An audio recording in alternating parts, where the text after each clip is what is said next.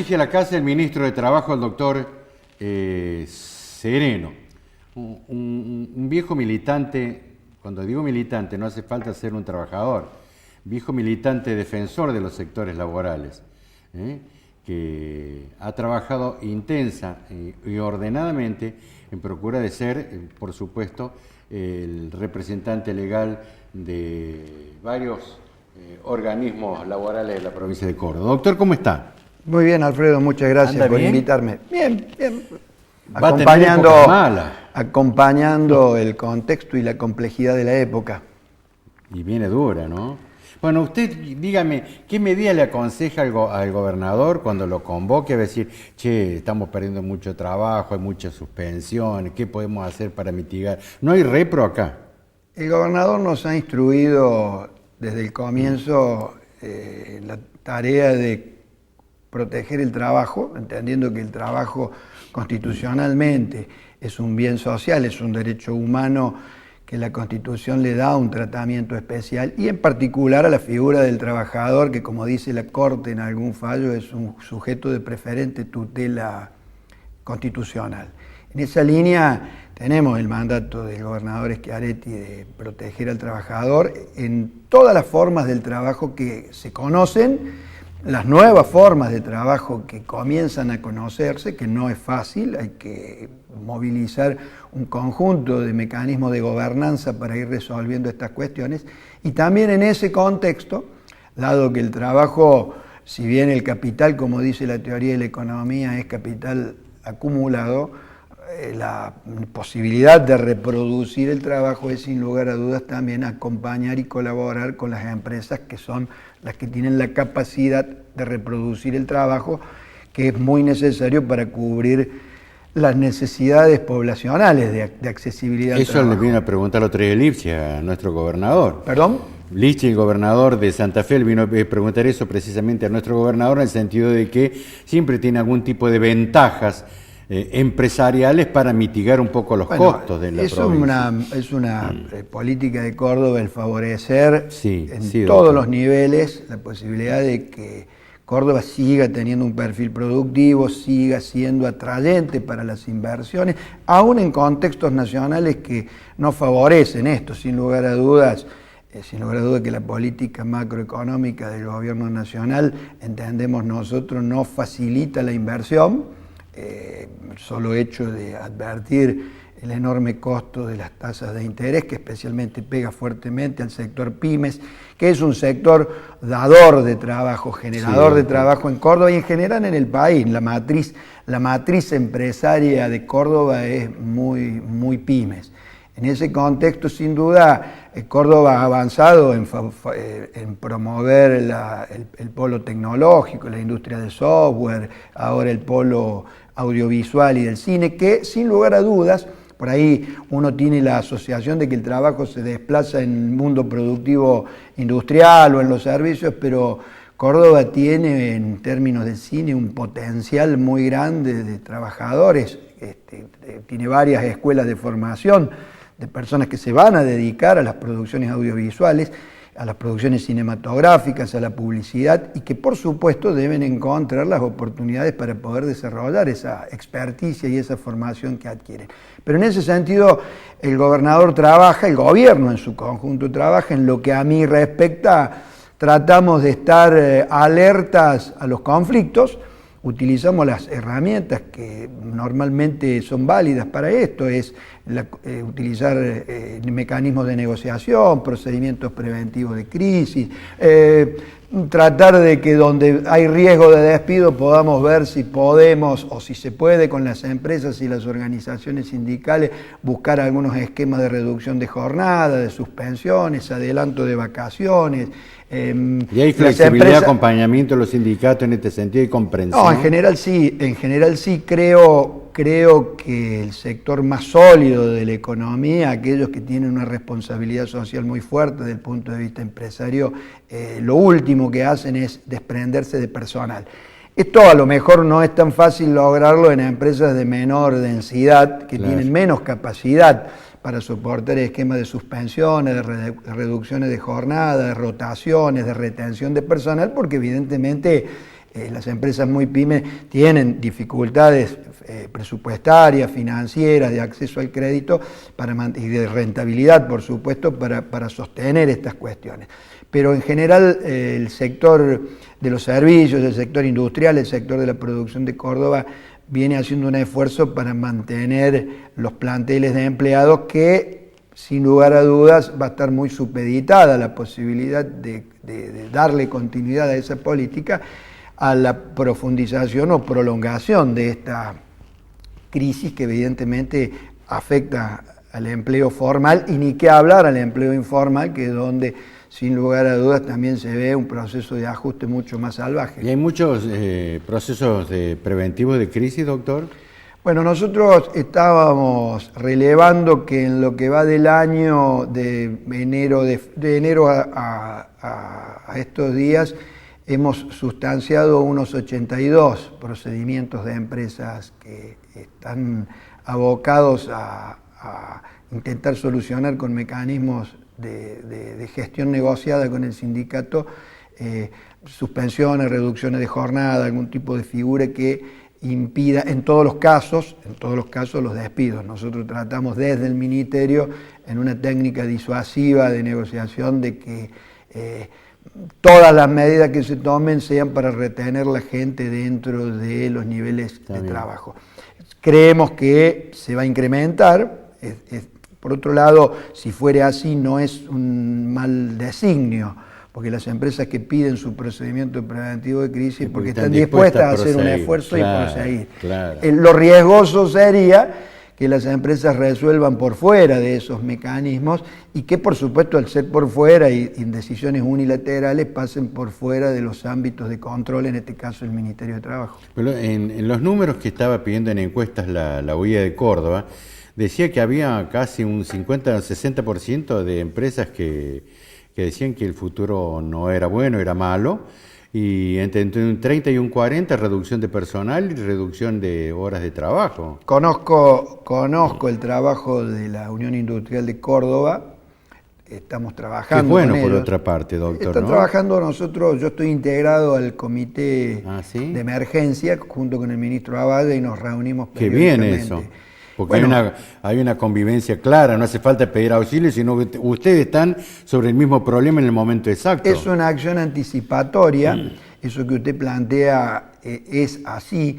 Este fenómeno de cualquier crisis económica, nosotros tenemos componentes bastante complejos. Por un lado, una alta inflación que no cede, que sin lugar a dudas va a corroer el poder adquisitivo de los ingresos de la población en general, de todo tipo, los trabajadores independientes, los profesionales, los trabajadores asalariados, pero también una fuerte recesión por la retracción de la falta de expansión del gasto, de la toma de créditos. En ese contexto, lo primero, el trabajo queda naturalmente afectado porque la primera reacción es que quien pensaba contratar personal no lo hace. La segunda reacción es quien por alguna razón desvinculó gente por jubilación, por renuncia, por despido, no repone trabajador. Claro. Termina reordenando su actividad con el mismo plantel. El tercer efecto, cuando cae la actividad, cae la producción, cae la cantidad de horas de trabajo, comienza una capacidad ociosa instalada mayor, primero se transita la etapa de la suspensión, de la reducción, y lo más grave, lo menos virtuoso de todo esto, digamos, sería la última etapa, que es la destrucción del empleo, que es el despido. Entonces usted tiene, por un lado, la posibilidad de que se pierda empleo por destrucción, pero que también se pierde empleo porque no se crea nuevo empleo. Entonces aquí el trabajador pasa a la situación de paro absoluto, sin ningún tipo de actividad. En algunos casos puede pasar del trabajo formal, registrado, al trabajo informal, que pues es una solución que en muchos casos las empresas más pequeñas buscan utilizar como para poder continuar en actividades del mercado, es decir, sus trabajadores pasarlo del blanco al negro, para decirlo en criollo, en un formato bastante poco virtuoso, pero que forma parte de la Claro, realidad. claro. Y, por supuesto, el otro extremo, la falta de generación de empleo, por empresas que, por supuesto, retraen y dicen no confiamos en el contexto macroeconómico, no vamos a tomar gente, no vamos a iniciar nuevas líneas de producción, van produciendo la ralentización de la incorporación de mano de obra, y esto va ligado al crecimiento demográfico y va ligado en muchos casos a cuestiones migratorias, de gente que se moviliza de un lugar a otro buscando oportunidades de trabajo. Esto evidentemente genera un problema social grave, que debe ser abordado con prudencia, que debe ser sin duda abordado por el Estado. El gobernador permanentemente habla de este tema, tiene la franca decisión de hacer una fuerte inversión en el gasto social, tratando de mitigar y paliar los efectos negativos de este proceso. Bueno, ¿usted sabe cómo comenzaron los remises? Comenzaron aplaudidos, amparados por el intendente y por algunos jueces. ¿Qué pasa ahora que viene un señor, una empresa, que coloca un montón de señores de taxi, que viene otra empresa, varias empresas, y uno reparte pizza, el otro reparte sombrero, el otro reparte medicamentos, y no hay ningún tipo de cuidado laboral para estos trabajadores? Si el Estado no comienza a participar en esto y no le pone freno, yo mañana me compro un avión y salgo a llevar gente a Buenos Aires, ¿o no? Bueno, es interesante el tema y está bien que me dé la oportunidad de discernir un poco sobre la temática. Usted trae a colación la cuestión de los remises, ya de una temática que ocurrió en la Argentina en general hace algunos años, y que yo creo que en ese entonces estaba fuertemente asociada a una situación de crisis económica, de destrucción de empleo, y como estrategia de supervivencia mucha gente encontró en ese mecanismo un medio de sustentabilidad laboral y económica. Sin que eso haya desaparecido, porque evidentemente el trabajo es un bien escaso en cualquier sociedad. La nuestra, que es una economía emergente, con un nivel de integración relativo o parcial, pero también en las grandes economías. Estados Unidos, solamente a manera de ilustración, tiene un déficit ocupacional de 1 millón de puestos de trabajo por año, o lo tenía al menos. Quizás esto explique por qué, en parte, quizás el triunfo de Trump con políticas de mayor proteccionismo industrial. Evidentemente, si un país altamente desarrollado, que es el que menos depende del conjunto de los países y que más se autoabastece o te vas a sí mismo, tiene dificultades para el empleo, evidentemente las economías emergentes, los países periféricos con desarrollos industriales a lo mejor no tan uniformes, tienen similares problemas. Pero en este caso, y por eso le agradezco que me dé la oportunidad de poner una mirada sobre esto, hay un factor importante que hoy creo que incide fuertemente en el mundo del trabajo, que no es nuevo, viene dándose desde mediados de la década del 70, cuando comenzamos a abandonar la denominada segunda etapa de revolución industrial, el Fordismo. Pasamos una etapa intermedia que fue la llamada tercera revolución, con la aparición de un nuevo modelo de organización de la producción. El capitalismo se va ayornando permanentemente, se va acomodando permanentemente, con la clara idea que persigue el capitalismo de generar negocios, ganar dinero, obtener una plusvalía y una acumulación de capital, que está en la esencia misma del modelo capitalista. La gran discusión es, en esa terciada de discusión, el lugar que ocupa el trabajo. Por eso es importante acá debatir todas estas cuestiones, fortalecer las organizaciones sindicales, lograr el compromiso del Estado. Pero en ese contexto, la revolución científico-tecnológica, los nuevos métodos de producción fueron marcando puntos de inflexión. Entonces comenzaron a aparecer nuevas realidades del mundo organizacional empresario, como las externalizaciones, las tercerizaciones, los outsourcing, los franquiciados, los support del coaching, diversas formas de organización empresaria que venían a modificar los formatos tradicionales a los cuales estábamos acostumbrados los trabajadores, el Estado y las organizaciones sindicales. En los últimos años sin duda que con la fuerte evolución de la inteligencia artificial, la informática, la digitalización, los métodos de trabajo han ido incorporando tecnología, han cambiado los usos y costumbres, en muchos casos, de los usuarios. El trabajo en las organizaciones productivas, el trabajo rígido, ha ido modificando sus expresiones en nuevas formas, con trabajadores distintos que requieren otro tipo de formación. Y en términos de los servicios, se ha venido dando un fenómeno interesante que es el que usted trae a colación, que es la aparición de Uber, la aparición de Globo, la aparición de Rappi, la aparición de Trego, que es una nueva modalidad de prestación de servicios, que sin duda genera un desafío para el mundo del trabajo, porque corremos el riesgo que si no echamos mano con una mirada inteligente, estudiando bien cómo es el fenómeno, porque no todos trabajan igual, ahí hay una dispersidad de forma, quizás la lógica sea la utilización de tecnología a través de aplicaciones de soporte que son quienes conectan los intereses de personas que quieren satisfacer un interés, que puede ser,